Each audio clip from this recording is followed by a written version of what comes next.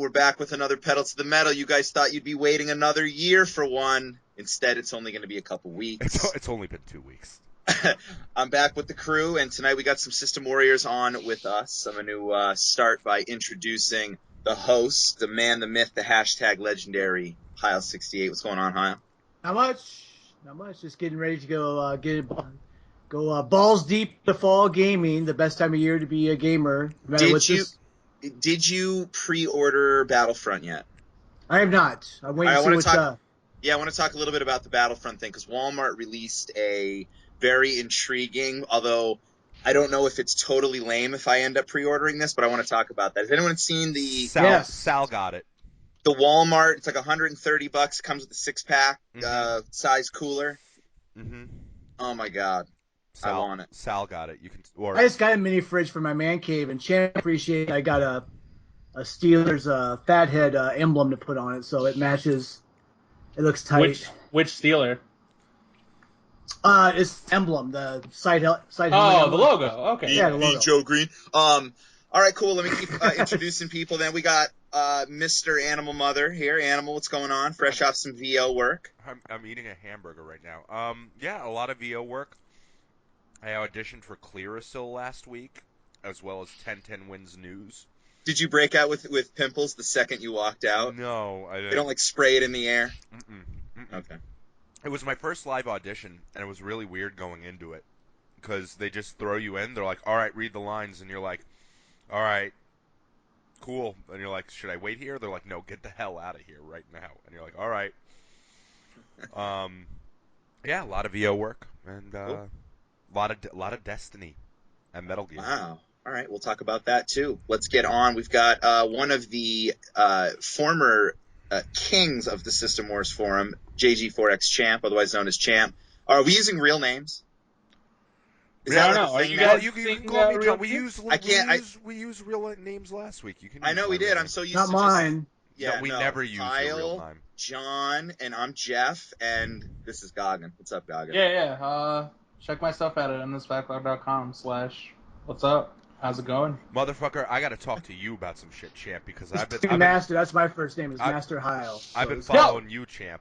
Were you at the Bordy Barn 3 weeks ago? No, I've never been to Bordy Barn. I swear to God, I saw a guy's shit face that looked just like you at the Bordy Barn. I was like, yeah, John! And they're like, who's John and who the fuck are you? Nah, the guy looked back at me, he was like, yeah! He's like really shit face. It was so funny. So, I just got lucky. Oh, God. No, I've never been to Bordy Barn. Well, God, we go over this every time, I think. Never, ever been. Shit? Alright, well, it was kind of eerie. Nice. Alright. Moving on. Let's move on. We got Blab on from System Wars. What's up, Blabadon? What's up, guys? Nice to be back. Nice to be back to work, right? Yeah. It's nice to hear your stupid voice. It is nice to hear Blab's stupid voice. I love Blab too. Yo, I thought I saw you too, John. You were in Jurassic World. Yeah, I was. The new 190-pound less John was in Jurassic World. Wow. You shat yourself? I shit out 190 pounds over the past year. In one dump. In one dump. That's awesome. And also we've got on the man up north holding down the fort, letting us know when the winter winds blow in, Mr. Alex DSS. What's up, Alex? You know, I thought I could have sworn I saw John too. He was like on the bus. It was weird. Oh, that's awesome. So, well, glad everybody could be on tonight. Pedal to the Metal. I obviously kicked things off last week with a little bit of a comeback show. Obviously, to anybody listening to the podcast, if you do want to ever be on with us, please make sure you just PM our inbox on GameSpot, and we will make accommodations for you. But getting into some topics tonight, Destiny. I want to talk about fucking Destiny. Yeah, like let's get. I feel like there's a lot of shit going down. Alex shaking his head already. Let's talk Destiny. I still don't see you, Alex. I have my camera up. They made Destiny good. I can't wait to hear what Champ says about all this. Champ, like a sponge. It's just soaking in his brain like a sponge. How did they make it good? Well, the Taken King, as short as it is, I would clock the whole story at about 5 to 6 hours. They handcrafted each mission in the Taken King. They made it unique. They upped the drop rate. They took out the light level. Well, they still have the light level, but it's a combination of your weapons and armor put together. So they're like, hey, you might want to be light level 160 for this mission. But you can go back and do older missions and strikes to get better gear. But like, there was a moment when I finally realized that like they made the Taken King and Destiny a game. There's a pretty good mission when you're on the moon, and you go back into the moon, you fight your way down, you get this item that you're looking for, and in typical Destiny fashion, they pull the mission over, returning to orbit, and then they cut it off.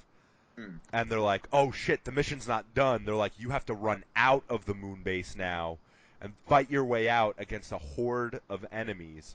And it was really cool. It was a really cool fake out that I'm like, oh, we came down, we fought a boss, and like we got the object, and I was like, the mission's over. I was like, all right, but is it enough? And anyone can chime in on this. But is it enough? Is it enough for another $60? Because I mean, I already spent $60 on Destiny. What exactly? One fucking mission on the moon is not getting me to drop another $60 fucking dollars. No, but it's a lot of missions. And see, I'm not as bothered by it because I got the season pass with the game, so I got the collector's edition. So if someone's never played it before, what would it cost me to get the base 60. game plus that? $60. $60. Everything, all the content. No, I heard it's not all the content. No, is it's it? all the content. No, it is. It's all the All two DLCs and then the Taken King. So Champ, get it then? No. All right. Champ wouldn't be caught dead with a copy. Well, Well, you let's like be the honest. game. All right. If I can defend myself, Yeah. I was more negative on that game than you guys, for the most part. I don't think it was close in terms of how negative I was on that. No, game. you got rid. The vanilla game was shit. Yeah, right. But I would still lean towards I had more heated reactions to that game. And my stance with the Taken King is this: if the way they're handling the Taken King is you get Destiny 1 / the DLC / the Taken King content, if I'm going to take another plunge at that game, it'll be Destiny 2, because I'm assuming Destiny 2 is going to be Destiny 1, Destiny 2 content, Taken King content, the 2 DLCs, plus whatever DLC is going to happen again.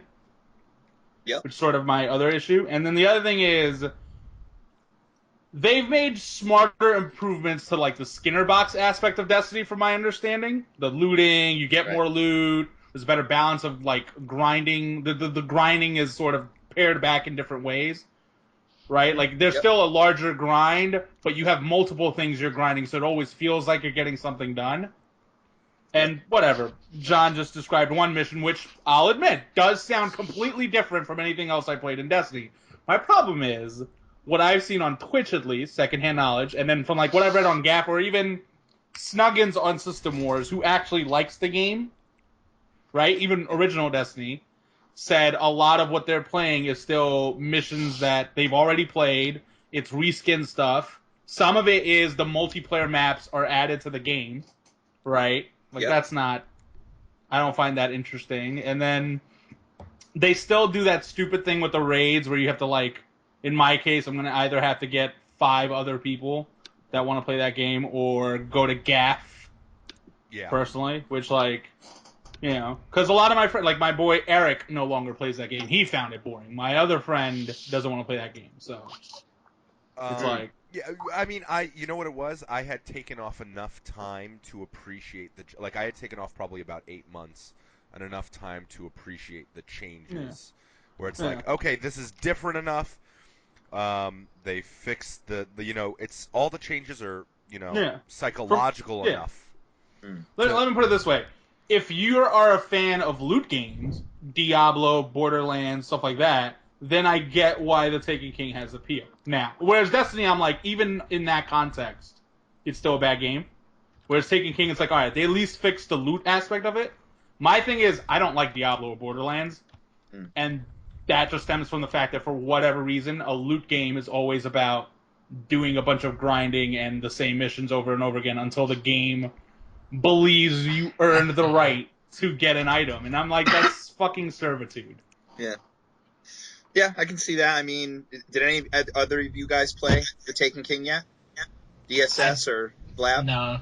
I played vanilla Destiny for a while before I figured out there was nothing going on. And Yeah, I did the same thing as John, where I picked it back up maybe a month and a half ago, and I spent a day with it. I had like an off day, and I was just like, I'm gonna see if I can get the fire back for Destiny, because I did sink, I don't know, I probably sunk a good 40, 50, 60 hours into it. I have a level 27. No, I don't know what the hell I'm at, but in any case, long story short is I was 30 minutes into playing Destiny Vanilla, and I realized just why I stopped playing Destiny Vanilla. So for me, I was kind of jaded, and like the things that like Champ just brought up about the idea that a lot of the stuff is still the recycled territories and recycled things and missions. Like I get that the Taken King rewrites a lot of the game, not the mechanics, but the rule set, but I still don't know that that's enough to get me to go another 60 in on it. It's enough when it's on sale. Like if it was on sale for like 20 or $30, I'd say take a plunge. Or if they have a deal where it's all $30, take a plunge. I think it's interesting enough now Yeah. to be like, okay, I can Yeah, I can do sink that. in a lot of time Yeah. and be I mean, if you're cool someone with it. like Kyle, I think Taken King's a great deal. Like, Yeah. you skip the year one bullshit. It's kind of like getting Reaper of Souls after all the Diablo 3 fiasco. That's what I did. Yeah. Yeah, see, I went through that because I went to the midnight launch of Diablo 3, and I still got my money's worth, but after they took out the auction house and retooled it, it's so much better. But anyway, I might rent it. I think it might be the way to go anyway. So I had I a got you guys with higher levels help me with the harder bosses, and I don't know if you guys will agree with this. I had a friend tell me this. He goes, I mean, I know Champ will completely disagree with this, but sometimes you need to release a game that's kind of, I don't want to say controversial, but you have to release a game with maybe poor systems, especially games like Diablo and Destiny, because he's a huge Diablo guy, and I was playing Destiny and I was telling him about it, and he goes, well, Diablo 3 was the same way. He goes, sometimes you just need to release a game that has some poor systems in it to see how the community will want the improvement, instead of releasing it the way that they think they should, and then everyone's unhappy. They should release it as bare bones as possible, and then they could build upon that structure. I guess so, man, but I don't know, man. Yeah, For I me, don't as know someone if I disagree with John. It's much as like, I think first of all, you can't see the forest for the trees when you're developing a game. Like, it's hard for a developer to sure. truly see what's wrong with something, because there's things in other games where you go, how the hell did this make it past playtesting? Who thought this would be fun? Like, planet scanning made it into Mass Effect 2. No one likes that shit, but it made it in. Come from, Or right. all of Assassin's Creed Unity. Or all of Assassin's Creed Unity, right? I think part of it, Destiny, was Bungie never made a loot game, so there was growing pains, which that's gonna like, Nintendo is a world-class company. They made a third-person shooter for like the first time in Splatoon multiplayer. They got a lot of things right. They also got a lot of things wrong with that game. It's just, that's what happens when you finally sort of get out of your comfort zone. Like, you're going to make mistakes that you don't make. Whereas like when Nintendo's making a platformer and they've got like their A teams on it, come on, like that thing's gonna play well, Right. on a fundamental level at least. So I think Destiny was just that. It was Bungie trying something new, and some of those decisions I feel like were legitimately intentional. So the other thing is, it was a big AAA production. I mean, we've already seen, if you're trying to make your release, like Metal Gear Solid 5 is now a great example of this. You try to make your release date, and you might not hit all your ambitions. Metal Gear Solid 5 didn't. I have a lot to say about Metal Gear Solid 5. We'll get to that. Yeah, actually, before we do, and I don't know if we're ready to shift gears away from Destiny or not, but I do want to introduce to the call one of the great many lemmings on System Wars Forum. We're here today with we're here with KW tonight. What's going on, KW? KW2. Hey guys, how's it going? Good, man. You look like you might be in a hotel room tonight. I am in a hotel room. I'm in a Hampton Inn in Providence, Rhode Island. Actually, Warwick. You should come visit us. I know, man. I talked to him earlier today. He's like right up the road. He's like an hour and a half from me. Just need the hookers and cocaine, man. Let's go. Oh, let's go to Providence, man. You get all sorts. That was last night actually in Washington D.C. Nation's capital. Jeff, I have an honest to God question. I have a friend who went to college in Massachusetts. Yep. He said Providence, Rhode Island is basically run by the mob. Is that true? I don't know. Oh, Where'd you hear that? okay, Where'd you, okay. where'd you hear that from? My- No, I'm just kidding. No, I'm just kidding. Yeah, that's the rumor, man. I mean, it has a very big Italian, Little Italy section, very big Italian influence in that city. So naturally, where the Italians go, talk of the mob follows. I guess I don't know. He's not going to say any more in case he upsets the Don. That's it. I don't want to upset my father. He doesn't want to upset me for when he comes down here. Yeah. Oh God. Here we go. We are going to Comic-Con, though. We are going to Comic-Con in a couple weeks. Yeah. Have you guys been to a Comic-Con before? Yeah, we went to the last two. Kyle came with us year one, and then he's not come the past 2 years. So, and then Well, you guys are right there on the East Coast. I have to fly like 1,000 miles, so yeah. What were you saying? KW, what were you saying? You go to Phoenix? Phoenix has a pretty decent Comic-Con that I've gone to a couple years. I've also gone to the San Diego Comic-Con, which is enormous. You know that New York's bigger than San Diego now. No way. Come on. No, serious. There was an article about it this year. They said that New York, Jeff, when we went last year, they said that New York had a 10% higher attendance rate than San Diego did this year. Here's my problem, though, is I feel like, but as far as attractions and San Diego's absolutely bigger. Smokes it. Oh, dude, yeah. The one in New York is fun, but it's commercialized to all hell. Like it's Minecraft T-shirts and Wookiee backpacks and it's all fun. Yeah, fun stuff to look at and stuff. But if San I go Diego down, I want to go out there with you, you and John. Where? Yeah. To San Diego. If I go to another one, otherwise I want to go out there and visit. San Diego. Yeah, San Diego's a good time. If you've never been. There's just a lot of people there too, and then you get to the point like hour 6 where someone bumps you want to like do the Patrick Swayze and rip their throat out, but the Patrick Swayze. Do the Patrick Swayze and lift him over your head gracefully. Roadhouse. Oh, sorry. I thought you were talking about Dirty It's going to be the Ronda Rousey soon. It's going to be the Ronda Rousey Roadhouse. Oh, here we go. So anyway, let's switch shifts gears to Dark Spine because he's the quiet one over there. So we're going to talk a little bit about Char, who your fellow mod. What's his story? And then we're going to ask about his game that got a 4 out of 10.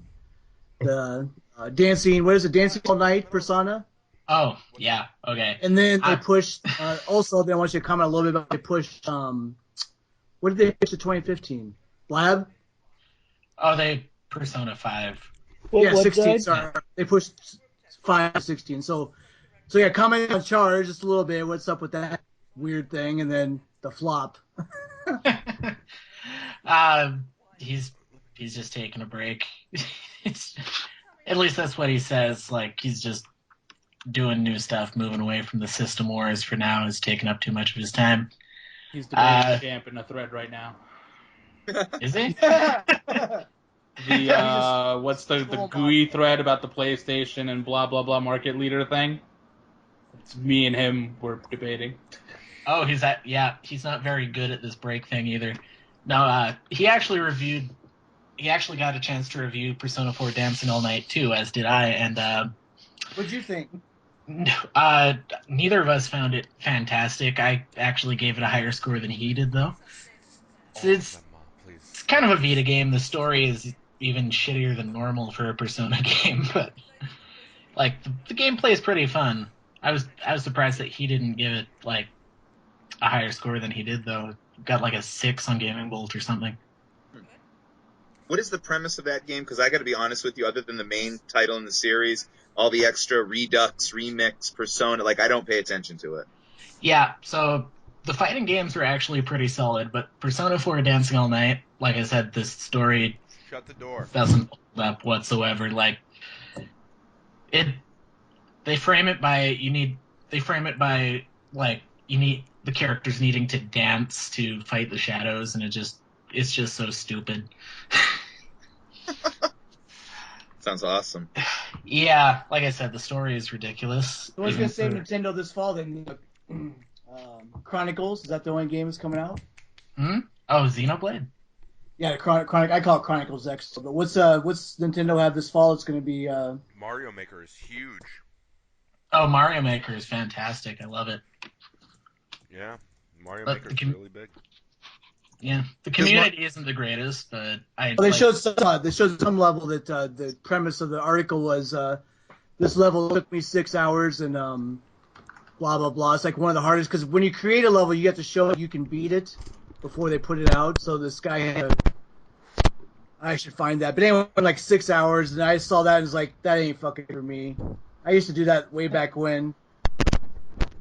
Anyway, yeah, that's kind of the thing with Mario Maker is you do have to beat the level before to let you upload it, so you know in the back of your head that it's beatable in some fashion.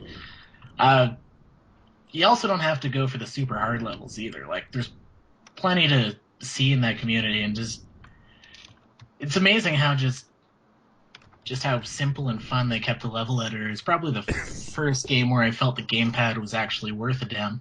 So that's gonna carry him through fall, you think? No, that and Xenoblade X.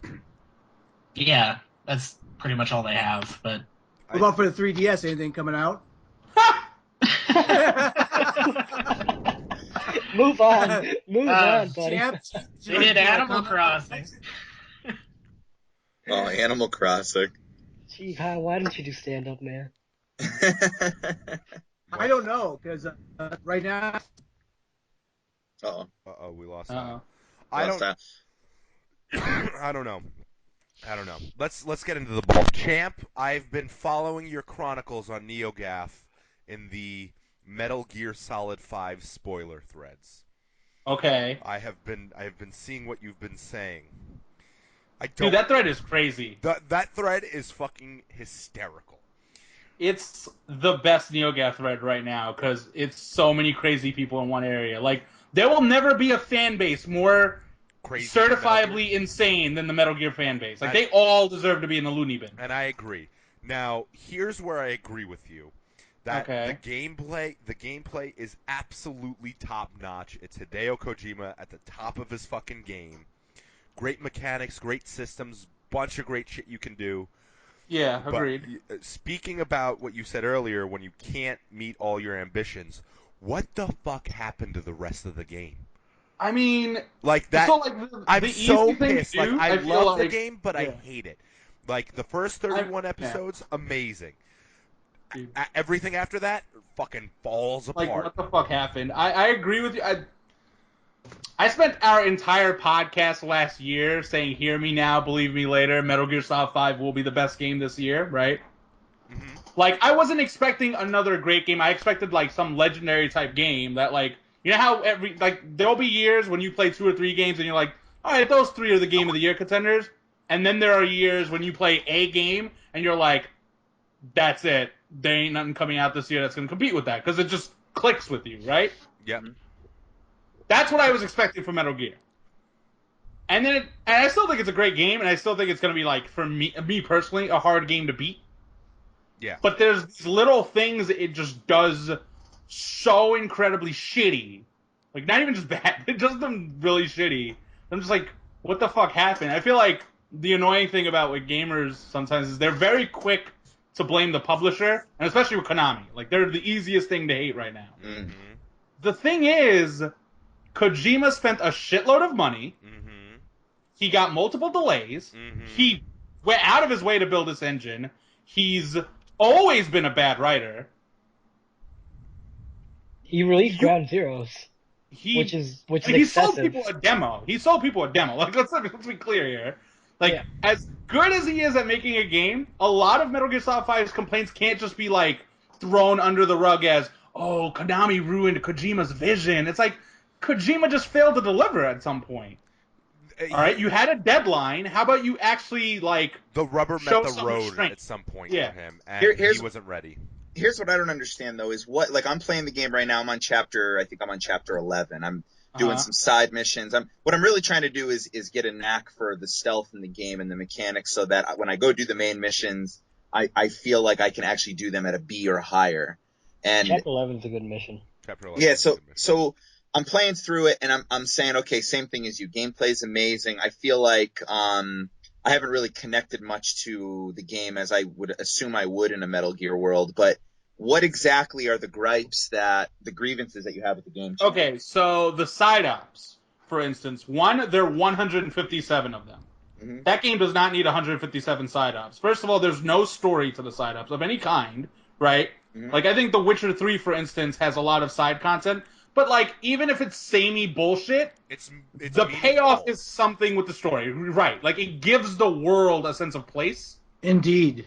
Yeah, whereas Metal Gear Solid side ops, like they're fun, they're good for you to dick around in, but there's so many of them that are just samey. They bring you back to areas you've already been. Oh, yeah. They're literally outposts you have to go back to, right? All the Sometimes you go time. back. Yeah, sometimes you go back to an outpost 10 times or something absurd like that, and it's like you didn't need 15 prisoner extraction missions. You probably needed 7 because the way they escalate, 7 would have worked. But you made 15, so about 8 of them are like completely redundant. Right. And that's a lot of the side ups. Like that's an issue to me. I don't care about fast travel. I never use it all that often in games, but the fast travel system in Metal Gear Solid 5 is inherently stupid. Yeah. You either return to the helicopter and then have to do the helicopter opening every fucking time. And you got to pay for it, don't you? Yeah. And it costs resources, which is like the thing people like. The resources I can get into that in a second. The other thing is there's like these platforms where you get inside a cardboard box and that's how you teleport around the bigger world, right? But the problem is you have to They're so spread out, and it's so there's no marker for them. You have to rip off the stupid little fucking shipping slip. Sticker. Yeah. It's like rip it off. I was like, I only realized that at mission 35. I was like, wait a second. Yeah. I was like, I mean, there's a I sticker figured that out. involved? Yeah, I did it early because I was exploring a lot early, but it was like my thing is they're so spread out, and this might just be me.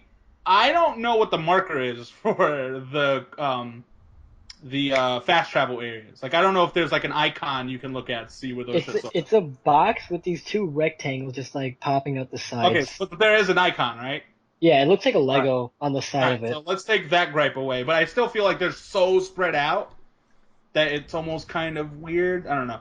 I didn't even know. I think the GMP, I think the GMP system and the base building stuff has a positive and a con. The positive is when you see a soldier with like these really good stats, you'll get greedy because you need to take them alive, right? Right. So like now on top of like the fact that there's a scoring system, you have like an intrinsic reward to get you to play stealthy, right? Whereas Metal Gear, sometimes you'll be like, fuck it, I'll just shoot my way through. Right. Which I did a lot in the early portion of that game. I was like, fuck it. I did the same. I've been doing the same thing. There's been a few missions where I've been just like, fuck it, I'm shooting everybody in the face. The negative of it is, of course, the grinding of it. It would be fine if it was just picking up dudes as the grinding part, but for whatever reason, after you get grade 3 items, like once you've met the requirement to make the item, you wait like 15 minutes for the item. It's actually 30 minutes. It's 18 minutes, 36 2 minutes. hours. Yeah, it's that time requirement stuff. It's so stupid. Fucking what? ridiculous. Like you're just drawing this long game that doesn't actually need to be this long. It's long enough. Yeah. You know how long it takes to make a nuke? 24 hours in real time. No. I'm building a nuke in a video game. Okay. Obama, relax. It's 27 hours. It's 27 hours? 27 of your real life hours while playing that video game, and it has to be in online mode.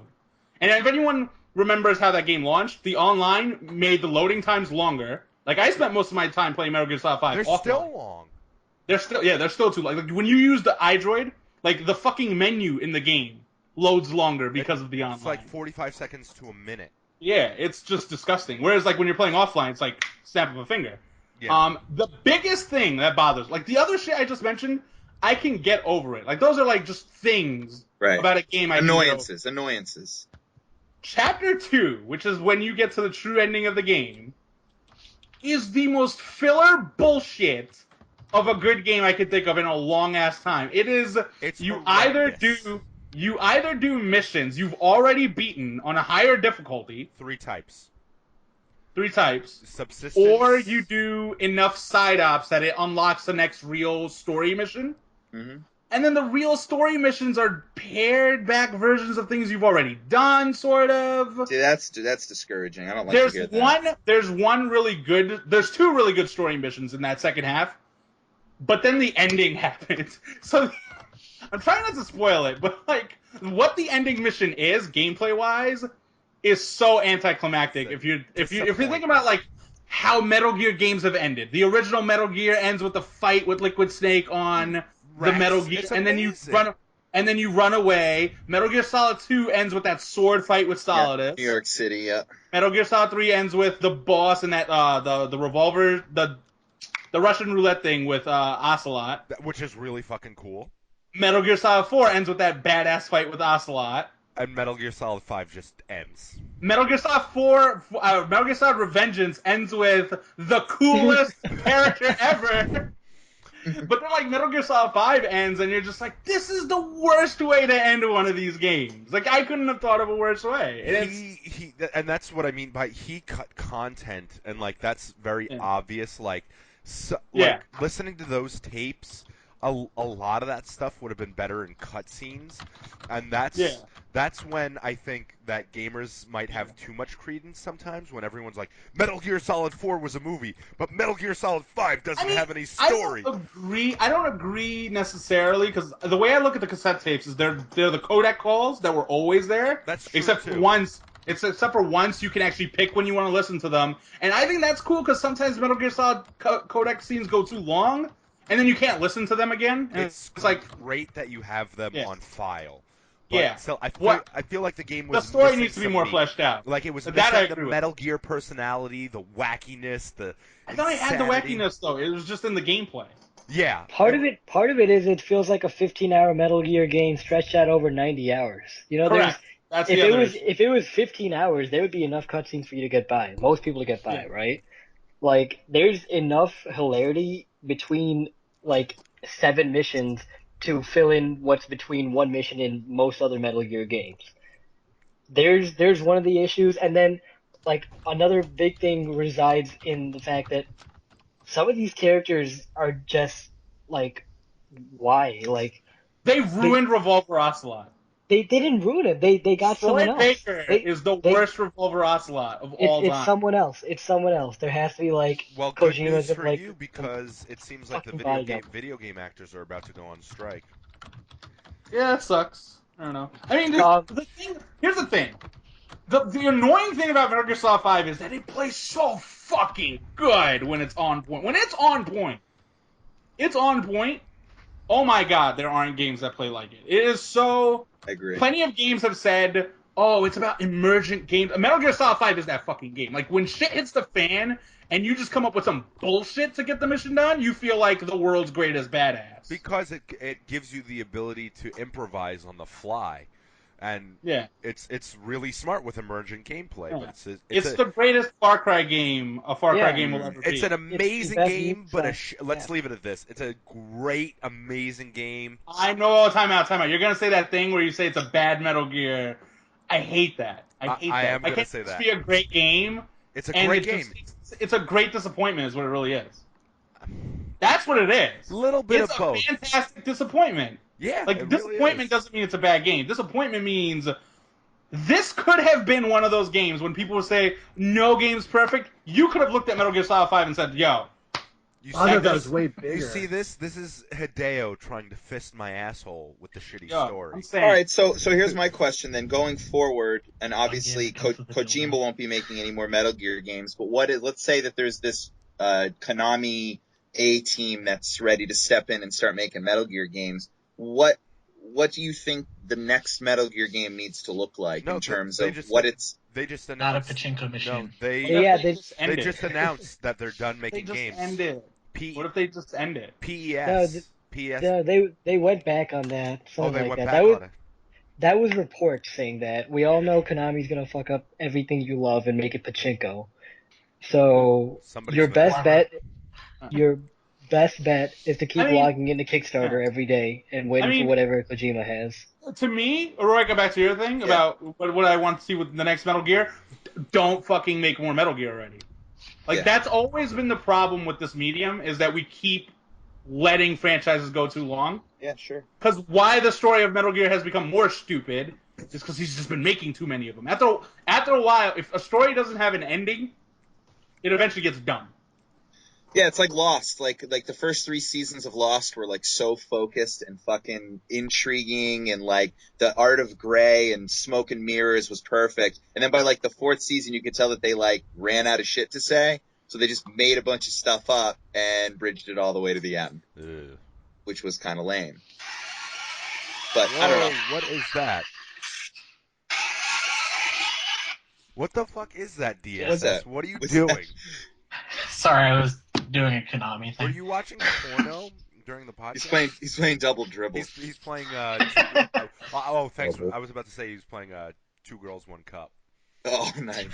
So KW, did you play now offshoot question for you specifically? From what I understand, I haven't really looked at the numbers, but almost next to no presence on Xbox One for Metal Gear Solid 5. Did you buy it? Did you play it? No, I have not bought that game. That will be something.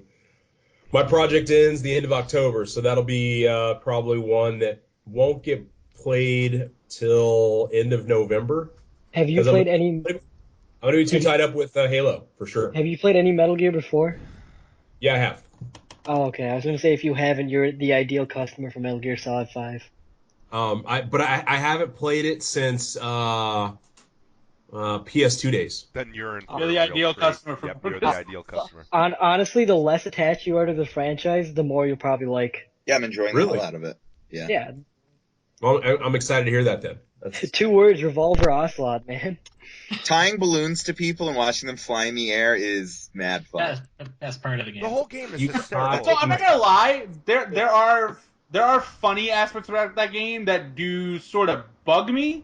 Uh-oh. Because like when I run a stealth game, I don't like these are like little nagging things. I don't like the weird rubbery sound he makes when he runs. Oh, Yeah, dude, they part made of the, that that's way part of too the much. humor of Metal Gear. I mean, even when it was, I mean, when it first started out on the Nintendo, on the NES, I mean, it had certain elements. The whole box thing was a kind of a funny, just kind of quirky thing. So he's always gonna, they've always done that.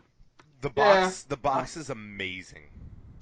Yeah, it's like there's certain funny things that I'm glad it has, but then there are other things I'm like that noise could have been better. I don't like that they scream when they get full timed sometimes. Cause it's like, shouldn't everyone be alerted now?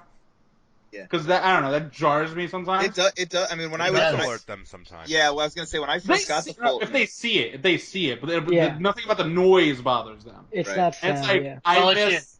just like I miss, anything else. Yeah, I miss You- like old Thief and Splinter Cell a little bit, where it's just like being silent was like the thing with stealth, and it's like Metal Gear Solid 5 is like the closest thing to like a proper stealth game we've had in a long ass time. Actually, You can hold. I'm gonna argue that play Volume, champ. Oh, the No, game Volume- where the guy is inspired by Metal Gear Solid 1. Yeah, no, I've seen that game. It's really good. It's a really good Looks stealth fun. game. It looks fun. I think I bought it on Steam. I just haven't played it. Over 100 you- levels of stealth, really great mechanics, really Yeah. awesome. It's, Do you like Thomas Was Alone? me? I've never played Thomas Was Alone. Yeah. No, I know. I'm asking John. Yes, I do like Thomas Was Alone. Okay. I don't know. I don't know if that's like a prerequisite because I think Thomas Was Alone's absolute garbage because it's literally micromanagement the game. So I don't know if that plays anything to Volume since it's the same person. Volume is more of like a, hey, I took the aspects of Metal Gear 1 and made them 3D and put them in a 3D space with cooler stuff. And like you have noise machines and you have things to knock out guards and you have flush the toilets and hide in closets and this and that. It's not micromanagement, I can tell you Yeah. that. Well, let me shoot a question over to Heroic and specifically Kenny. Considering in this call, I guess John fits too. We're older gentlemen. Like Kenny's talking about how he's got a project, right? So I'm guessing he's pretty busy throughout a year. Yeah. Heroica has children. I had to take a week off to actually properly play Metal Gear Solid. Like this is how the struggle has become as an older person playing video games. Yeah, man. Does it feel like a lot of AAA games have sort of become more about these, especially the open world stuff, has become like, it's not necessarily about how exciting all of it is, but more so like, you're going to do this one thing over and over for like a really long time. Like it seems like all of a sudden games are, remember how early last year was like games are getting shorter? Now it feels like they've gotten longer. Mhm. and maybe not as a positive. Like Dying Light this year was long. Witcher 3 was long. Arkham Knight is the longest Batman game. Metal Gear Solid 5 is the longest Metal Gear Solid game by a country mile. It's not even close. Yeah. Yep. You know what I'm saying? All right, go ahead, KW. You take that, and I'll follow up.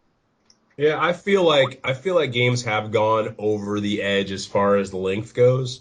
And I think it's kind of it goes in cycles because people used to complain that games weren't long enough, they weren't challenging enough, and I've come now that I've got kids and now that I'm on the road so much and doing other things. Obviously, I don't have time to put in for a 30-hour game, or Mass Effect. That series I felt was just so long for me having to go through it, and I don't have the time to put into that game. Like what's funny is if you ask me what game I've been playing the most of, I've been on the road now for almost 5 months, kind of off and on, back and forth between home and doing things. Clash of Clans has become the go-to game for me on an iPad. As sad as that is, because I can pick it up, play it for like 2 seconds, 4 or 5 minutes, if that, put it down, and come back to it 9 hours later if I want to. So yeah, I feel like games are just they're just too long these days. I mean, Maybe a they're game not should long. not be Maybe 30 we're hours just long. old. It shouldn't be. Because You what know, type of game it is. my thing with it, and I can certainly echo a lot of the sentiment that Kenny just said about especially being busy. Like my gaming time consists of, I try to get in a 3-4 solid days a week of gaming where I can spend my weekends. Like I'll get up at like 6 a.m., grab my cup of coffee, and I'll get a couple hours in before like everybody wakes up, and then I'll try to sprinkle some in throughout the week. Like I'm doing a ton of Vita gaming, ton of small.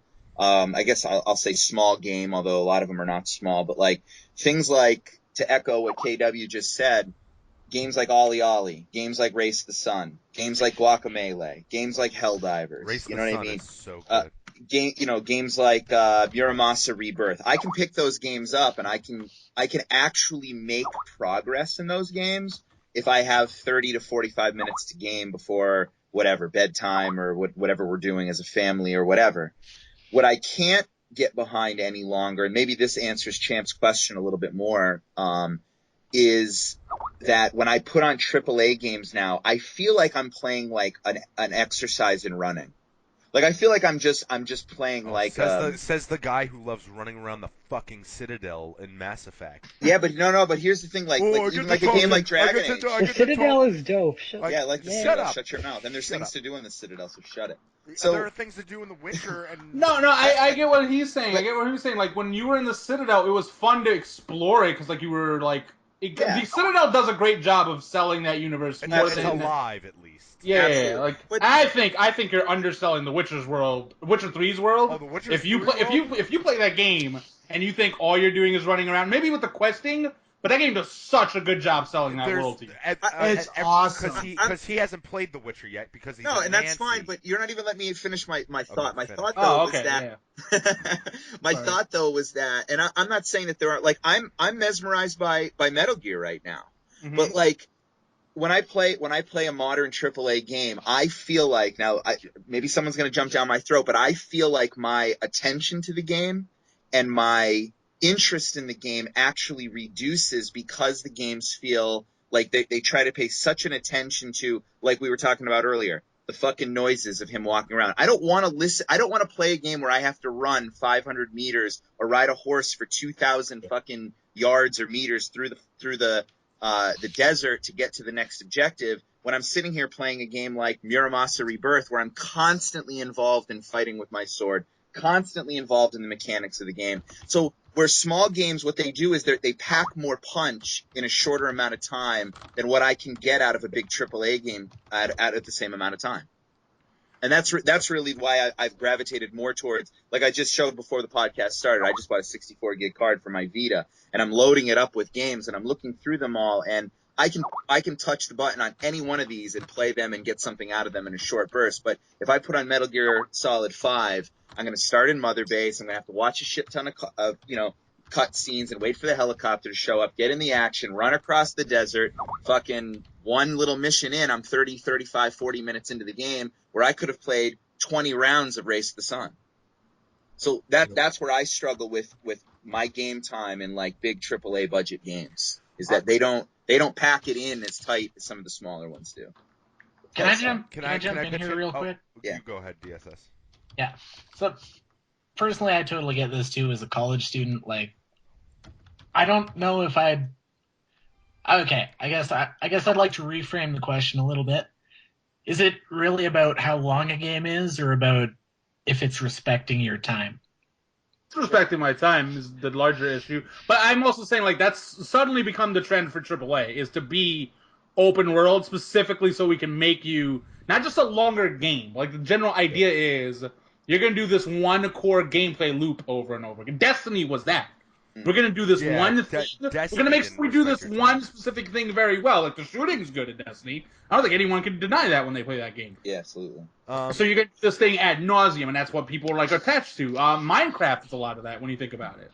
I'm gonna go out on a limb here and talk up a game that I think deserves more credit. I think Dying Light, I think it respected your time. I think it had a very alive world. I just started that game. And I think a lot of the side content is meaningful enough for stuff where it's not like, oh, hey, I just wasted my time doing all this. It feels like you accomplished something with your time. Unlike the 157 side ops sometimes in the Phantom Pain, or doing strikes over and over again for Gear and Destiny. Dying Light is a game I will stand up for. It is in my top 5 of the year. I think the game is fantastic. I think it drags on just a smidge too long, but I think the combat is great. I think the progression is great. I think the side content is great. And I think it's just an overall great game that, like we said, respects your time. It has a cool night mechanic. Yeah, that night mechanic, like once you become parkour master, it's very easy, and plus you can go. Oh, that's disappointing. Plus you can go to sleep and just wake up during the day.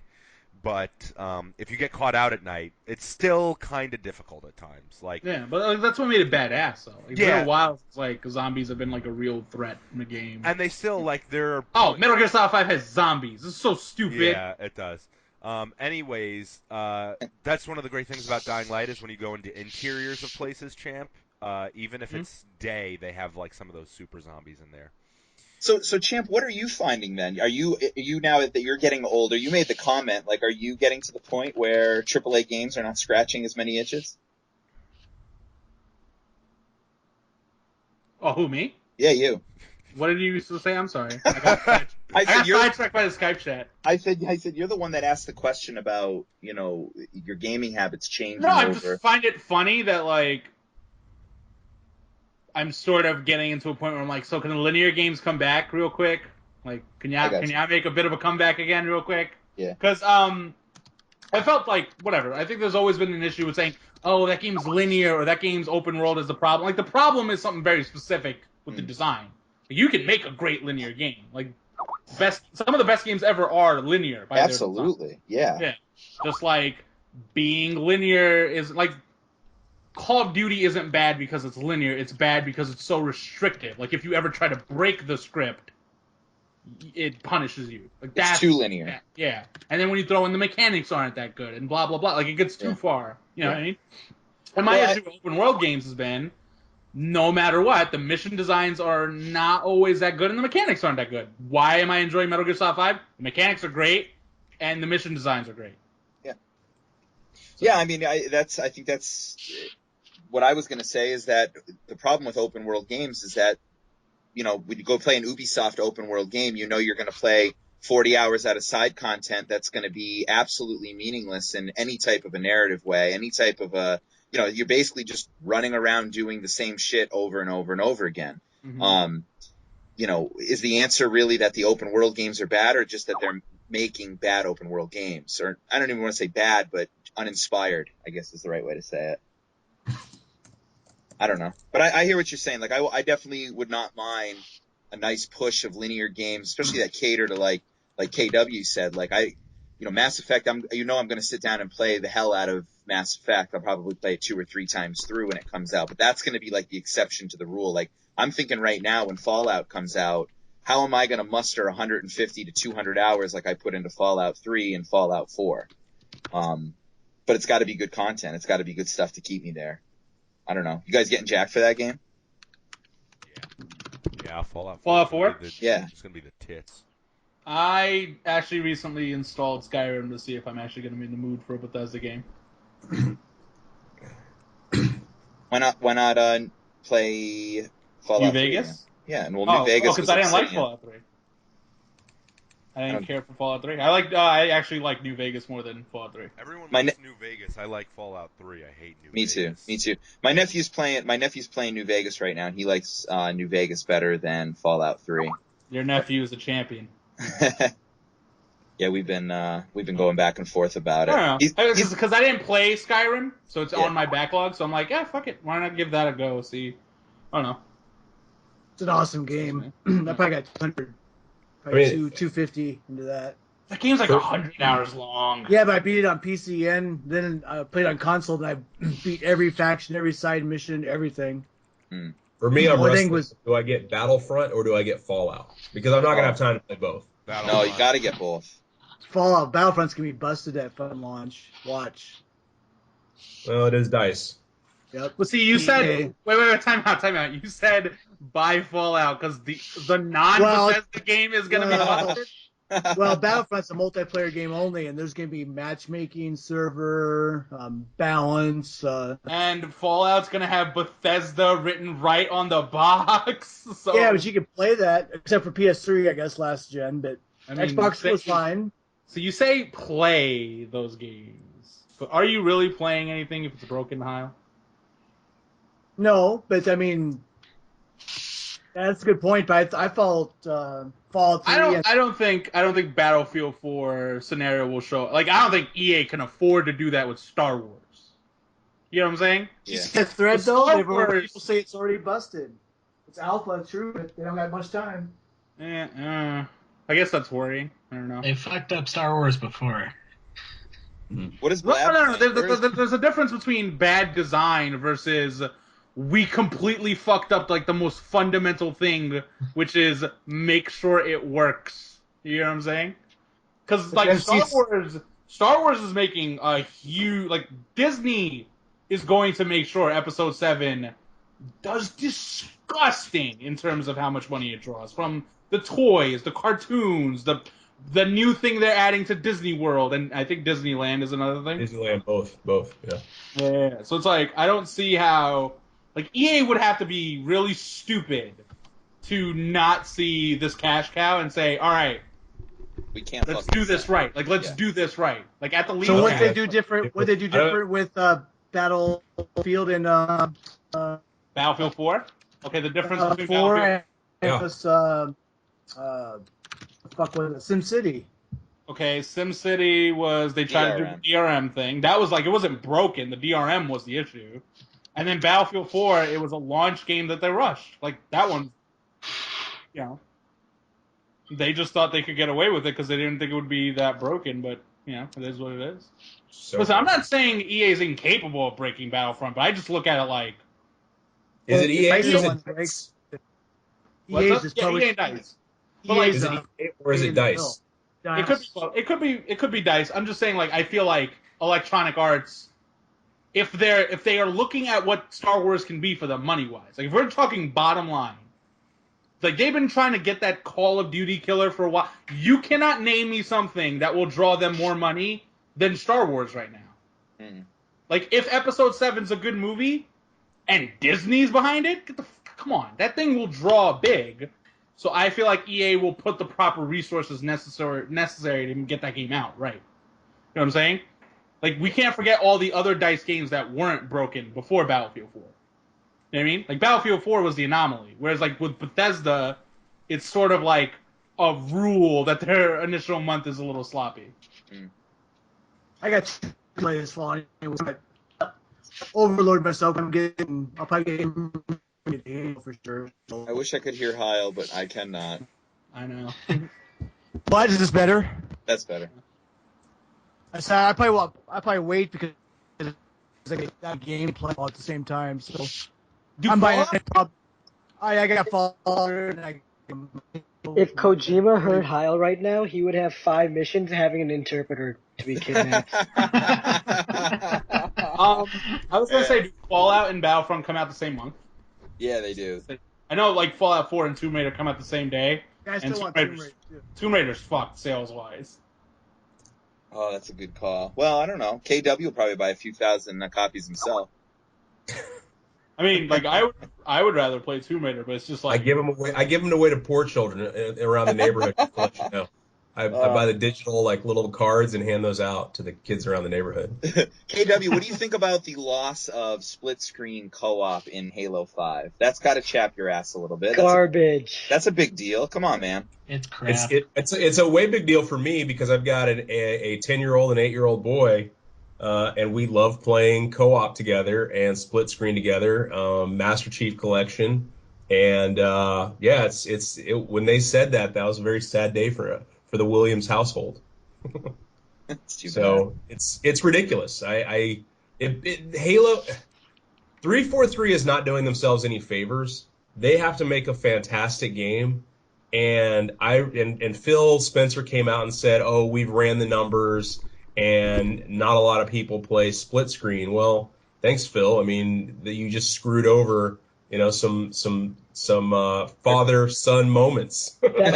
That's a BS number though for Halo, because Halo, that whatever split screen number you looked at, Halo would be the anomaly there, because millions of people do play Halo split screen, if any game in the world. There's so many half screeners when you're playing Halo multiplayer. It's great. Yeah. I've padded my stats from it. But it's not. Yeah, it's not going to shake your it's not going to shake your loyalty though. You're still all in. No, it's not going to keep me from buying the game. That's foolish and ridiculous. Let's stop talking silly. Okay. I'm going to try and not buy Halo this year. I'm buying the console, baby. Champ's getting a day one.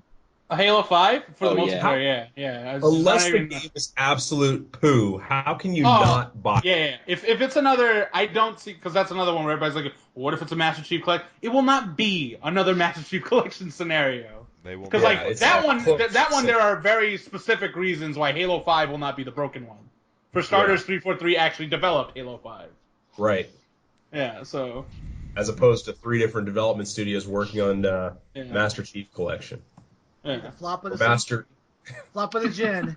The broken Chief Collection. Master Disaster Chief Collection. Come on. That's awesome. Well, I say we get a Halo night. We'll do that later, but we should get a Halo session going with some players. John will get it for sure. I know he will. I was gonna say, I was like, why the hell isn't there like System Wars is actually taking too long to do this? But I feel like there should be like a proper multiplayer thread on that forum. That's how I got together with Gufu back in the day. I remember when Halo 3 launched, we had a System Wars game night with Halo 3. Yep. Like I remember doing a custom games night with God, I can't remember the what was he had Wayne Head was his like freaking avatar or some shit. Wayne. Funny. Wayne Head. I don't remember the guy's name. He had like a weird large. It was a cartoon from. Aroika wouldn't understand. This is like 10 years after his time. Yeah. But my childhood had a cartoon with like this like black kid with like a really big head and like a giant ass shoe. I just can't remember his name. Are you talking about Gerald from Hey Arnold? No. That's Hey Arnold. Why would I forget that? It was specifically like the character I described as the character. You talking about Tommy Pickles? Tommy Pickles. No, that's Tommy Pickles. That's Rugrats. Dude, Charizard, me and him have had conversations before. He's like, I don't understand how come you don't play Pokemon games. I'm like, Charizard, I was in fucking college when that game came out. Oh, okay, I was right. Wayne Head. There you go. Boom. That was a cartoon. Bam, right there. Nobody can see it, so I don't know why you're showing. There's no way. Well, that doesn't matter. They will Google it. Google Wayne Head. One word. Wayne Head. Oh, sweet Jesus. What the hell is that? This is the 90s. Enjoy it. My Enjoy lightsaber's a better picture. Awesome. Sweet. So, what is everybody playing right now? That's what I want to know. Witcher 3. Wait, I got a topic. Oh, yeah. That's right, Blab. You did have a topic, like an hour. General shout out, just anyone who wants to chime in. What do you guys think about mobile games being removed from the App Store at any time without any warning, and then you can't even download them again from your download list like PT? Except in this case, you paid for the mobile apps, X amount of years ago or X amount of time ago, and you cannot re-download them in your download list. I And love you it. don't you I don't love get it. any That's you don't get any refund. it's capitalism. No, you pay can for it? you can beg for a refund, but the thing is, you shouldn't have to go for a refund for a game that you already bought that had no issue in the first place. That's probably the biggest threat I've had in a while. I just want to write fuck mobile gaming, but you fucking moderate me for this. Darkspine definitely will. Oh yeah. No, but I mean, I honestly, start like, my what do you morning by moderating Blab. what do you That's what do how you I guys wake think? up. And then What do you guys I think about try to this shit? fight for him to come back. We're at odds. Did Flappy Bird set the precedence to that, where he said he's gonna put off the store, and if you deleted it, you couldn't get it back, even though that was free. But didn't he set the way for that? No, this has been happening for years though, with like a bunch of EA old apps and stuff. That's why I don't. That's why I never go digital distribution all the way. I know you guys love it, but I love it. I'll stick to my physical retail disc until it's a huge sale to where it makes the digital game worth it to me. And that's like half price or less. That's my point.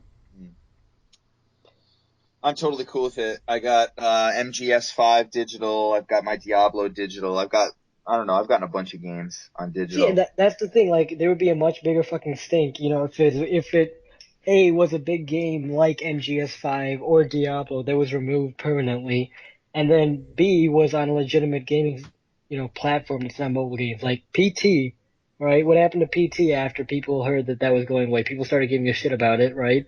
People tried downloading it fast. People were fucking selling their PS4s on eBay for like $1,000, right? Oh, do that with Metal Gear Solid 5. Watch those lunatics get mad. Yeah, except there's physical copies of Metal Gear Solid 5, so it's like, true. like that's the thing. Like, if this is gonna happen, right? Worst case that's happened in console so far is PT, because games like Marvel vs. Capcom 3, where you can't buy it anymore, or Scott Pilgrim vs. the World, you can't buy that, but you can still re-download it from your list. Right. Versus mobile games, which can get removed at any time for the reason of we're too lazy to work with Apple's, or not even lazy, I don't want to blame the developers, but we don't want to work with Apple's or Google's OS updates that happen every year, right? Yeah, that's the Like, larger issue. I think the way that space moves is too fast.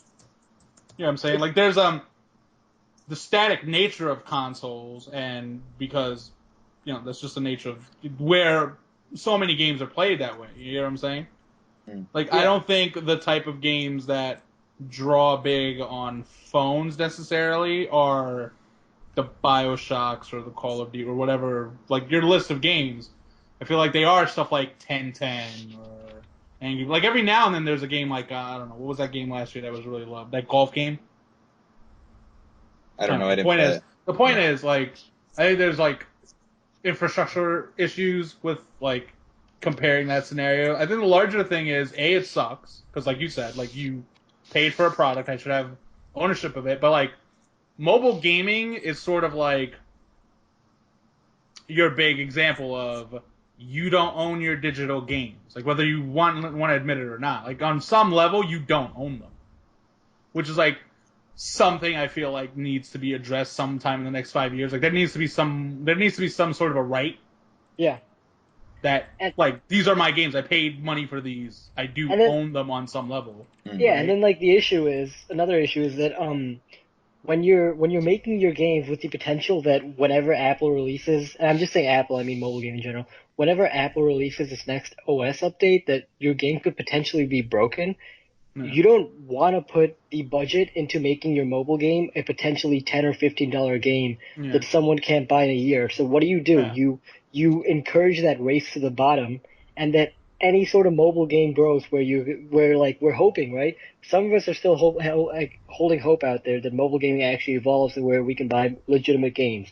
But the more it happens that people know that the next OS update is going to break their game, the more they're going to release shitty games with as much microtransactions as they can pull out within that year range. Well, what would stop people? Well, here's my thing. I don't get why. It's one thing to say, all right, your game is no longer going to work on your iPhone, but another Apple product, I feel like it should work. Like, for instance, if it doesn't work on my iPhone anymore, that's cool if it at least still works on my iPad. You know what I'm saying? Then it's like, at least I have a way of ownership.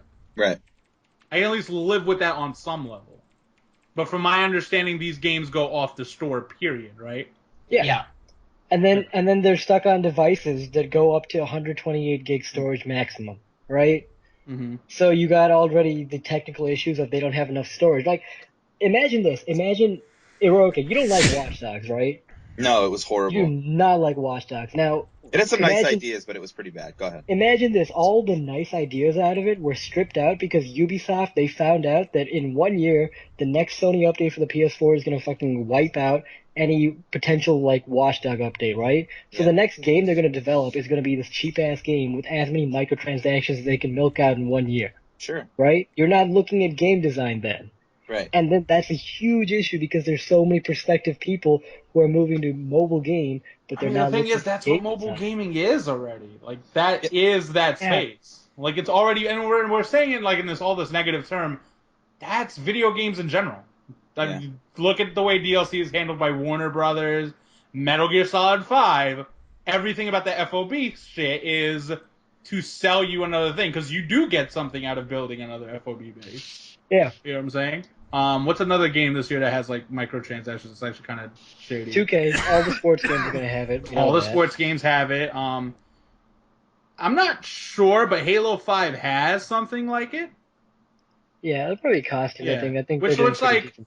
like I've never looked at it. Like my sense has always been like, as long as it doesn't impact the game. Like, if I can play that game properly without having to take part of the microtransactions, I don't give a fuck.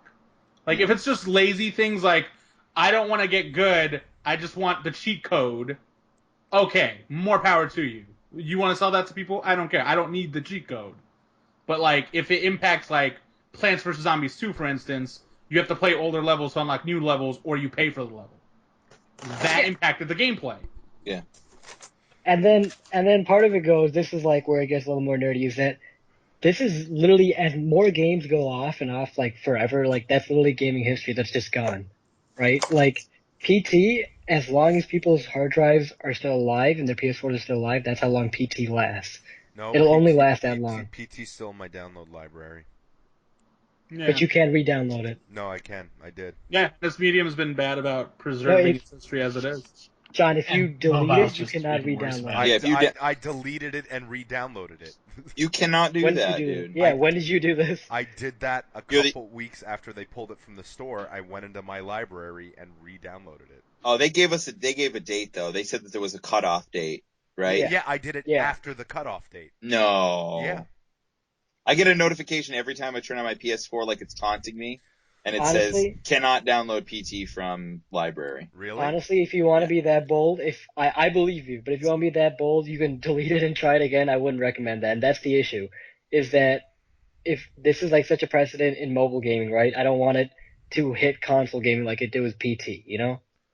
The more it happens like that, It's gonna where it's gonna start happening though. I think the annoying thing is, though, and this was brought up in Alex's thread where people were like, well, this is why mobile game isn't a legitimate blah blah blah blah blah. It's like, I hate to break it to you, it is. Like, that is an important market that the traditional side of gaming needs to be able to get at some point. Right? Like, if the industry must grow, because it just has to, it cannot sustain itself with these ridiculous budgets, with all these AAA games spending this much money. Like, we don't get new IPs the way we used to, specifically because it's too expensive. Yep. Like, where do you think, and the other thing I keep telling people is, like kids these days, if they're not, we stay traditional gamers because we were raised on a gamepad. Going from tablet to a gamepad is going to be night and day to someone, because I would argue, how many games have we played between all of us? Like, a shitload, right? Oh my God, thousands. Yeah. That initial time you were trying to play a game on your phone or a tablet, did it not feel awkward? Yeah, of course. And Honestly, you persevered no. through it. Like, you worked your way through it till you got, like, comfortable with it. But there's plenty of people who are like, no, fuck you, I'm comfortable with my thing, I want to play it this way. If you can't transfer those kids over to, traditional gaming, that's your future market no longer being there. You know what I'm saying? Right. So, everyone that's so quick to, fuck the mobile market, those filthy casuals, because, It's not like their money isn't somehow less valuable than ours. And the fact that they're a larger market than, say, the traditional gamer speaks volume to how important they are. You know what I'm saying? Right. I totally know what you're saying. I mean, I watch my kids now. They each have an iPad Mini, and they've got a 3DS, and we've got the consoles in the house and stuff. But like they're on their iPads. They want to play. I mean, they enjoy that stuff. I totally know what you're saying. I mean, that's going to be normal for them. The touchpad is a normal thing for them, and like the whole thing with like the Apple TV 2 now, that's going to be threatening some potential. The Apple TV isn't going to threaten shit. All right. Well, okay. Wait. Yeah. I'm. What I'm saying is, I'm speaking to the story that the idea that it could threaten the landscape of gaming in some significant way. I mean, in what way? With a Wiimote? Wait, No, wait. Let me cut back off on that real quick. Why are we saying Apple TV will have no impact? Because I remember people saying, "Oh, mobile gaming will not impact gaming." Look at the handheld space and tell me with a straight face, mobile gaming had no impact. I believe that mobile gaming will have an impact. I don't think that Apple TV will have an impact. Apple TV is just an extension of that. Yeah, dude. It's an extension of it, but the difference is we have our phones on us at all times. We don't have an Apple TV on us at all times. Yeah, but we're in an era where people are like, the beauty of the Apple TV is cable companies are going basically like paring back these days because I just watch my TV on Netflix or Hulu or Amazon Prime. What is Apple TV going to give me that any regular set-top box or Roku or console? Or console? I've got console in my house. It can play it can go all your apps on your TV. Yeah, that's what I'm saying. Like, we're all looking at it from our angle. I'm saying that other market, the one we were just talking about, that mobile market, they do get something out of Apple TV, don't they? Absolutely, yes. Because when my kids go to play their iPad, which they'll pick up their iPad before they go pick up an Xbox 360 controller or a PlayStation remote. When my kids go pick up their iPad and they know they can play it on their TV, they're playing Minecraft now, not on the Xbox 360. They're playing Minecraft through their iPad on their TV through Apple TV. Like, I think it's short-sighted to think that it's not going to have some type of a significant impact in some way. I think Apple's been talking about their Apple TV for about, 8 years? 9 years, I think the Apple TV's been on the market. I mean, they're relaunching the same thing that they've had the entire time. With some new features and a Wiimote. I mean, the Wii happened and the Kinect happened, so they missed a big market.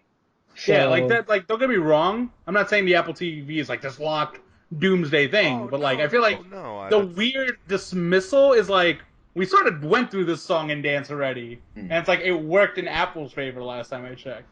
You know what I'm saying? Like Apple's too big of a corporation at this point to like when they're announcing something, you almost can like sort of guess that it's going to draw money.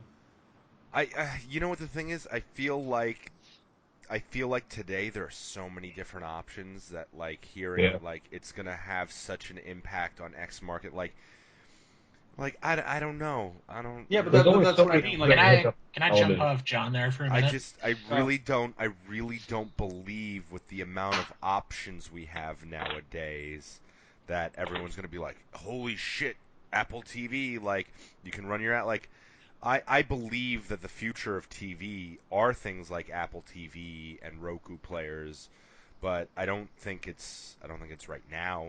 I think it's another 5-10 years at least. Well, certainly it's something like we give these consoles the benefit of the doubt of, we've given the PlayStation 4 and the Xbox One 2 full years to develop some type of a library that's on par with what we have as expectations as gamers for a generation.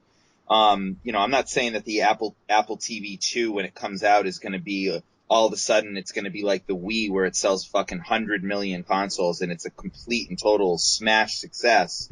Like, I'm just saying that it has the potential for what it provides and who it's providing it to make a difference and make an impact on the video game landscape. And to Champ's point, he's absolutely right in the sense that we have to look at it like it's a legitimate thing.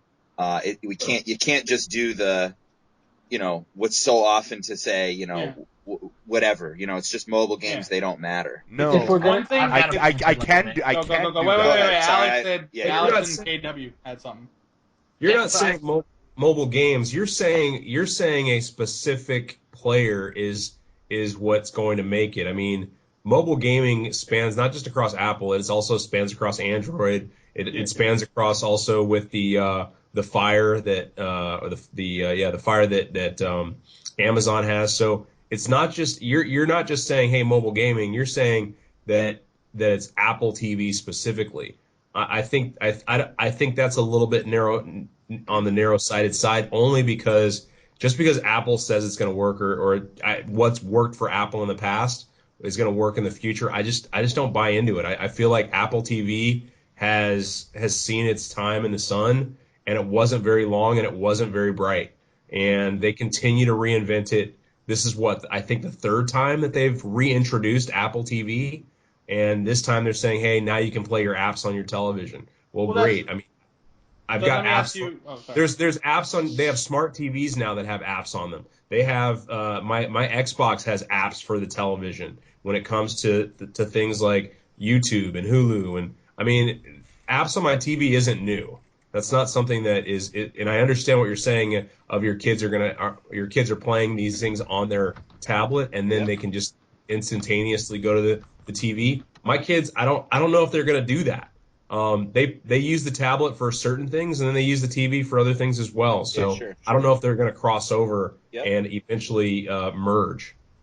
Yeah, to just jump off cue there, I think we're missing a big part of why mobile gaming became such a thing. It's because everybody had this tool that, like, they had it anyway, and they just happened to get games on it. There's no specific reason, especially with any modern TV that has, like, all those apps and that smart stuff. Like, there's no real reason that you need an Apple TV if you just want to, like... That's a good point. Well, so that's what I'm saying. Like, let me broaden that question. Like, let's expand it to more than just Apple TV. Like, isn't Amazon doing a thing that's, like, essentially what that is? They did it. Or, like we're saying, like, those TVs already come with apps. When those, like, do those TVs already come with, like, those games that are on that market? Like, can you play those type of games on that TV already? Well, what I'm saying is that, like, the games to this market are secondary. They don't give a shit as long as they have their, like, Netflix and everything. But that's what I'm saying. Like, if we're talking just expanding territory, like, if you're trying to expand to that market, they now have another device that's like, yeah, but my TV can already play these. My TV itself can already play those games. That would be a hurdle. Because these machines, like, proper gaming is expensive. Like, there's no $400 for a PS4. What is it? $300 for the Xbox One. You know, $250 if you hate yourself, you'll buy the Wii U. I think that was Sony's long game when they decided to introduce things like PlayStation Now to Samsung TVs. But yeah, I see your point. Like, I'm not, like, you know what I mean? Like, it's the console space needs to figure out something. Like, they got to be able to do it without doing what they usually do, which is, let's take this franchise that was clearly built for controller, and now let's try to motion control it and then figure out why it didn't work. Like, I think you guys had a podcast with, like, the Xbox guys. It was about the Kinect. Someone made a great point. Like, some college student is out there. He's going to come up with the greatest idea for Kinect because he's going to build a game around Kinect. Yeah. You know what I mean? And, like, no one else. Child of Eden. Child of Eden plays great on that thing, though. Like, it legitimately does play well on that thing. Like, it was an example. What was another one? Gunstringer. Oh, yeah. Like, that was an enjoyable game. It showed that if you, like, don't try to make Skyrim on Kinect. Try to make something that, like, makes this enjoyable. Like, why is, like, you can shit talk motion controls all you want. Wii Sports is still a fun game to play. Like, bowling in that game feels fun to me. At least on some level. Like, on a basic level, it still feels fun. Throw some alcohol in it, and it's great. Oh, yeah, a couple friends, So, that's what I'm saying. If we look at all this, right, and we still look at mobile game legitimately, that there's a legitimate issue if the games that are on mobile gaming platforms are being taken away from customers that have legally bought them. Yeah, but right? To they me, cannot re-download them. But that to me is a more broader thing. It's not just mobile; it's digital rights. Yeah, that thing itself needs to be. It's happening on the fastest growing market right now. That's what I'm trying to also get at. Okay. Sorry. No, that's good, man. That's good discussion because, I mean, like we've been talking about, it's not something that's going to go away. It's something that and why wouldn't you root for a more, more options in gaming and a healthy game environment? Like, I want the Apple II TV to do well. I want there to Because be it takes more one- options. because it takes Let's not one get carried to away ruin with it. wanting Apple TV to do well. Well, I'm just saying, like, I want new ideas. Like, I actually think that the idea of taking my apps and having my apps running on my TV. I mean, I have a Roku box. I have a Amazon Fire Stick in the house on a TV. Like, we're cable cutters, so like I like getting all like the little devices and seeing how they all compare and act and whatnot. And like I totally get it. I think it was KW that made that point about actually I forget what I was going to say, but the point is that I feel like there is, if there's a landscape there to make gaming grow and make gaming to be fun in that capacity, then I think it's at least interesting. But ultimately, what Darkspine said about how, one of the reasons mobile did so well is because we all have these devices in our pocket. It's kind of unavoidable. Where Apple TV 2 is something that would be almost like a guilty pleasure type purchase. It's not something you actually need. It's just something that would actually be, potentially fun to use with your devices. I totally think that could be a neutralizer. So I'm down with that point. And yeah, just to jump off of that, like the point I made in my thread that so many people missed is I wanted to discuss, like, this is the state of the mobile industry, and if this is what it is, where does it go from here? Maybe that's it. It wraps up the podcast. Yeah, it's probably time. Yeah.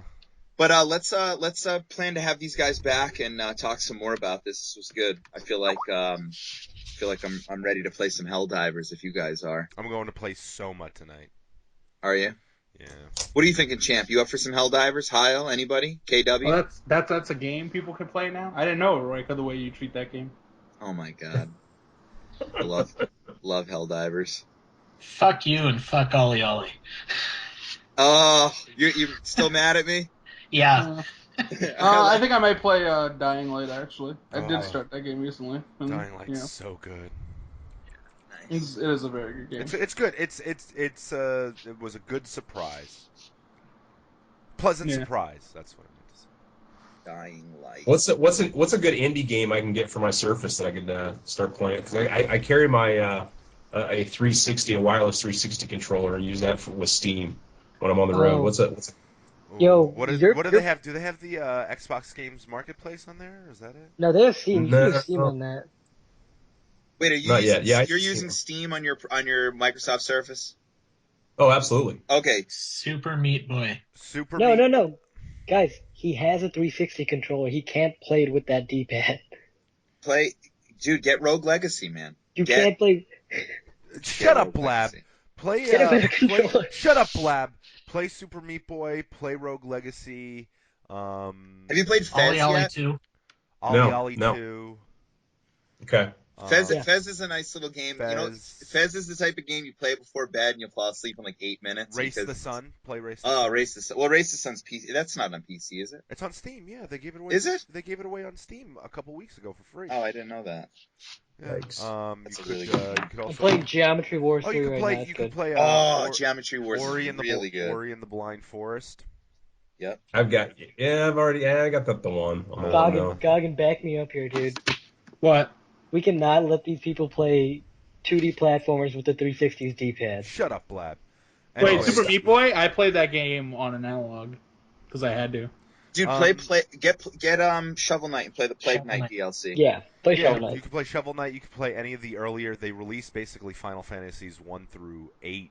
Oh wait, yeah, that they have a new. Wasn't one of the more recent 360 pads had like switching D-pad? Yeah. That D-pad. Yeah, I have that, but it's okay. That D-pad's fine. It's not like the travesty that is the first D-pad. It's still bad. You should try and play Wolfenstein on it. Hey, KW2, if you there's a channel called Low Spec Gamer. It's actually really good for running high price games on like low settings and everything for like tablets and everything. So yeah, if you want to listen like John said, play Wolfenstein, you can check out that channel on YouTube, Low Spec Gamer. I'll check it out. How about here's another cool one, KW could play Titan Souls. Have you played Titan Souls? Titan Souls, but that's That's on Steam, right? That's on Steam. Okay. It's basically like Shadow of the Colossus and like a top-down, almost original Play her Zelda story. type. Yeah, that good? Yeah, that one's interesting. It's different. How about the Swapper? Swapper's the best Oh, the indie game Swapper. of the last 5 years. I don't know if I'd want to play some of those puzzles on. Oh wait, he could play it on a 360 pad, right? Yeah, the Swapper's Yeah. fantastic. Wait. The Swapper is Isn't good. this? I was gonna say the Surface. He's trying to play it on a Surface or whatever, which is like a Yeah, tablet. That's an Intel HD like 4000 to use with. So the thing about her story is like, what the game is like a search engine thing. Like you're a detective and you're like interviewing this chick, and you put words into a thing, and then like it searches up different videos. I don't know how that would work out on a tablet. You could play Hotline Miami 1 and 2. Yes. Yeah, I've been looking at that one. I haven't played that yet. Hotline Miami is Yeah. very good. You do not want to play that game in a hotel. Yeah, don't play that in a hotel. They might think you'll murder somebody. Do you have? Is that bad? Do you have headphones? Really It gets hard. Do you have headphones? Like good I got headphones. Yeah, get the best pair of headphones you have for that game. Yeah. The music is fantastic. And then I don't know if you'll try. There's a game called Zeo Drifter. I'll write out its name. I just played that. That's great. Zeo Drifter is really good. If you like Metroidvanias at all, it's a good. Oh, I love Metroidvania. Then you'll like Zeo Drifter. Mm-hmm. Oh, Zeo Drifter's the one that just came out, right? Yeah. It was on 3DS last year. It just came out on PS Plus this year. PS Plus, yeah. But no one wants to play games on the 3DS. That game's really fun. I've been playing that. Yeah, because fuck the 3DS. But the La Mulana EX. La Mulana, yeah. La Mulana, that game is not very fun. At least I'm not having much fun with it. Have you guys tried it yet? Play Stealth Bastard if you like puzzle and platformers. You can play that on your Surface. Stealth Bastard 2 is pretty great, yeah. How about Bastard 1's better. How about Steam World Dig? Does anybody like that game? I love that game. I played it. I tried it for like 5 minutes. I didn't care for it personally, but it's a good game. I hear that it's very good. It's not very good. It's a good game. It's mostly a Skinner box kind of thing. If you played Motherload, you guys ever played Motherload? I never played it. No. Motherload's a browser game where you dig deeper and deeper, and like you collect better shit, then you can dig deeper, etc. Mm-hmm. So that's there. Yeah, that's a good one. All right, Goggin would recommend Aru's Awakening with me. No, hell no. That game plays like a turd. Yep. Those controls are garbage. Like, they perfected Just platforming terrible. controls decades ago, Blab. You cannot tell people that, like, crime against humanity. Oh shit, Heil dropped. Do we know when we lost Heil? I don't know where Heil is. Yeah. Heil's been lost for hours. For hours. KW, real quick, before we wrap up the podcast, I have a question. Did you get the Gears of War collection? I have not because I've been on the road this entire time. Gotcha. All right. Did any of you guys get it or play it? I haven't yet. I did. Remastered came with the Xbox I just bought. I mean, that game was as fatigued. That franchise for me was as fatigued as anything. And I'm sure that was like that for a lot of you. But did it worthy?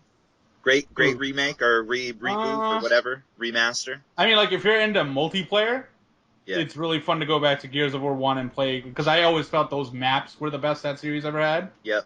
I was glad to see that they included all of the Gears of War if you purchased the remaster. That definitely put it over the top for me. I wasn't gonna buy it at all, but when they said they were gonna give you all the Gears for free, then I was like, okay, I'm in. All 3 games. There's they added the PC content to the single player. My thing with the single player is, like, when you play the multiplayer at 60 frames, and then the single player is stuck at 30 frames still, and you're just like, no. That's just awkward feeling to me. But I don't know. I was always of the opinion the original Gears, if the multiplayer wasn't broken the way it was, would have always stayed the best Gears of War. Yeah. It had a creepiness to it I liked that the other games didn't have. They sort of, like, the first game does a great balancing act of, like, it takes itself just serious enough, but it's the right brand of stupid. And I feel like Gears of War 2 takes it too far into taking itself seriously, and it's like, I don't care about Dom's wife, please stop. Yeah. Kojima needs to look at Gears of War 1. This is what the world's become. Yeah. Like, I think the pacing of the original game is mostly good if it doesn't have like say the enemy variety of Gears of War 2. Mm-hmm. Like I thought that was what's really made playing Gears of War 2 fun, was just all the different enemy types they added in. Yeah. Yeah. And then by the time Gears 3 came up, it was like, we came up with nothing. We just called it a day. And I was like, all right. And then Judgment happened. And then, that one wasn't even a game at some point. That was like, we need to kill time. Here's people who can fly. Yeah. All right, we're going to wrap it up. Before we wrap it up for good, I'm going to say goodbye to all my guests. And as I say each of your name, you're going to tell KW your one de facto game that he should download tonight and play on Steam. Go ahead, Alex DSS. Shovel Knight. Which one? Shovel Knight. Okay. Shovel Knight. All right, Blab. And by the way, thank you for being on the show, DSS. No problem, guys. Always a blast. Yep, excellent. How about Blab? The Swapper, unless you can play Metal Gear Rising on your tablet. All right, very good. Blab, thanks for being on the show, man. Champ, how about you? FTL. Ooh, good one. Faster than light. Yes. He was holding on to that one. That game is cracked. All right, cool. FTL, and thanks for being on the show, Champ. Champ, so you are not playing Helldivers after you're going to bitch slap Helldivers and play something else? I mean, how long are we going to play Helldivers? I don't know. I probably wasn't going to play it that long, but if you wanted to... Oh, you're a scumbag! You are the worst! Whatever, man. I'll play for an hour. What do you want to play till 2 in the morning? Nah, you have kids, and I got to wake up at 4 in the morning. Yeah, see, that's what I'm saying. But I'll play... It's up to you. You no, this getting older thing sucks. Dude, it's so... Yeah, it's so hard, man. I'll play some. Yeah, I'll play. I mean, if you guys want to jump on and play a couple rounds. Earlier, Alex said, being a college student, and I'm like, whatever, college student. You get to pick when you wake up. No. All right, the man, the myth, the hashtag, legendary Heil68. What is the one game that KW should download tonight? Star Wars: The Old Republic, man. Ooh. Wow. Ooh. Wait. The MMO or the coder? I'm playing the MMO because just get the story free play. So yeah. Oh, I think everyone's going ooh for coder, not the MMO. No, well, the MMO's I want to, I'm in Star Wars full fever. So. And by the way, Drew Carfisian came back to BioWare. Did you guys hear that? The writer of Knights of the Old Republic, and actually, I think he wrote the first Mass Effect too.